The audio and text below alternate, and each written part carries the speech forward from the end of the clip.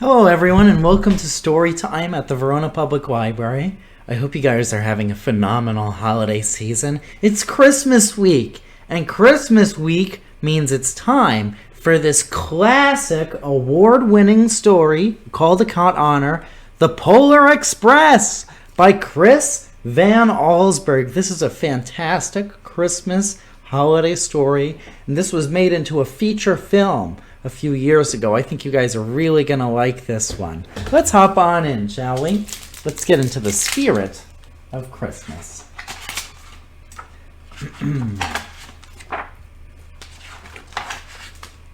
On Christmas Eve, many years ago, I lay quietly in my bed. I did not rustle the sheets. I breathed slowly and silently. I was listening for a sound. A sound a friend had told me I'd never hear. The ringing bells, ring, ring, ring, ring, ring, of Santa's sleigh. There is no Santa, my friend had insisted, but I knew he was wrong. Late that night, I did hear sounds, though not of ringing bells. From outside came the sounds of hissing steam and squeaking metal. I looked through my window and saw a train standing perfectly still in front of my house. It was wrapped in an apron of steam. Snowflakes fell lightly around it. A conductor stood at the open door of one of the cars. He took a large pocket watch from his vest, then looked up at my window. I put on my slippers and robe. I tiptoed downstairs and out the door. "All aboard!" the conductor cried out, and I ran up to him. "Well," he said, "are you coming?" "Where?" I asked. "Why, to the North Pole, of course," was his answer. "This is the Polar Express." I took his outstretched hand, and he pulled me aboard.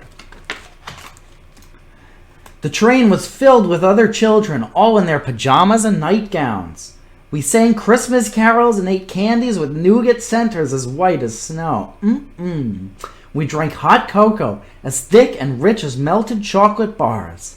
Outside, the lights of towns and villages flickered in the distance as the Polar Express raced northward. Soon there were no more lights to be seen. We traveled through cold, dark forests where lean wolves roamed and white-tailed rabbits hid from our train as it thundered through the quiet wilderness. We climbed mountains so high it seemed as if we would scrape the moon. But soon the Polar Express never slowed down. Faster and faster we ran along, rolling over peaks and through valleys like a car on a roller coaster. The mountains turned into hills, the hills to snow-covered plains. We crossed a barren desert of ice, the great polar ice cap. Lights appeared in the distance. They looked like the lights of a strange ocean liner sailing on a frozen sea. "There," said the conductor, "is the North Pole." The North Pole? It was a huge city standing alone at the top of the world, filled with factories where every Christmas toy was made. At first, we saw no elves. "They are gathering at the center of the city," the conductor told us. "That's where Santa will give the first gift of Christmas." "Well, who received the first gift?" we all asked. The conductor answered, "He will choose one of you." "Look!" shouted the children, "the elves!" Outside we saw hundreds of elves. As our train drew closer to the center of the North Pole, we slowed to a crawl. So crowded were the streets with Santa's helpers. When the Polar Express could go no farther, we stopped and the conductor let us outside. We pressed through the crowd to the edge of a large, open circle. In front of us stood Santa's sleigh. The reindeer were excited. They pranced and paced, ringing the silver sleigh bells that hung from their harnesses. It was a magical sound, like nothing I'd ever heard. Across the circle, the elves moved apart, and Santa Claus appeared. The elves cheered wildly.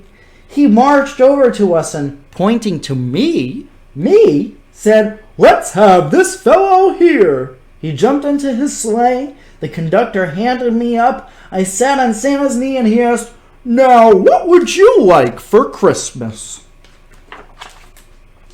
I knew that I could have any gift I could imagine, but the thing I wanted most for Christmas was not inside Santa's giant bag.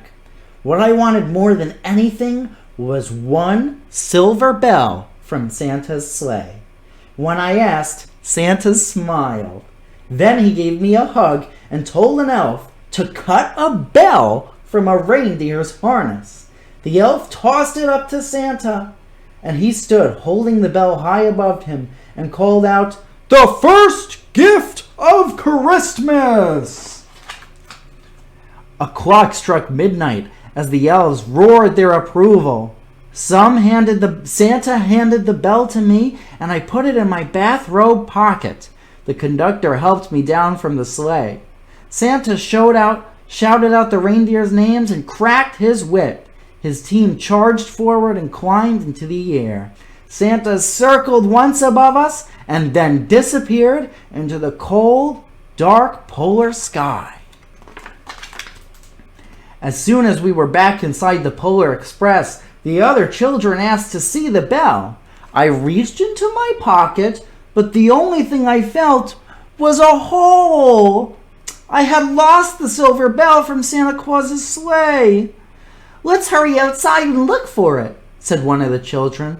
But the train gave a sudden lurch and started moving. We were on our way home.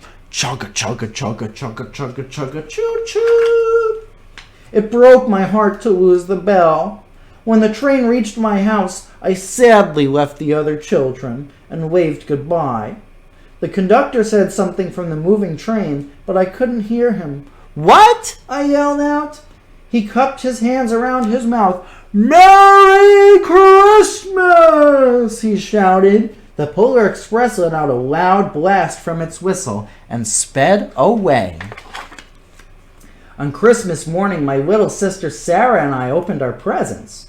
When it looked as if everything had been unwrapped, Sarah found one last small box beside the tree. It had my name on it, and inside was the silver bell. There was a note. "Found this on the seat of my sleigh. Fix that hole in your pocket. Signed, Mr. C." I shook the bell. It made the most beautiful sound my sister and I had ever heard. But my mother said, "Oh, that's too bad."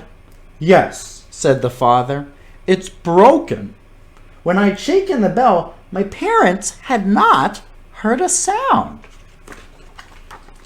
At one time, most of my friends could hear the bell, but as years passed, it fell silent for all of them. Even Sarah found one Christmas that she could no longer hear its sweet sound. Though I've grown old, the bell still rings for me, as it does for all who truly believe.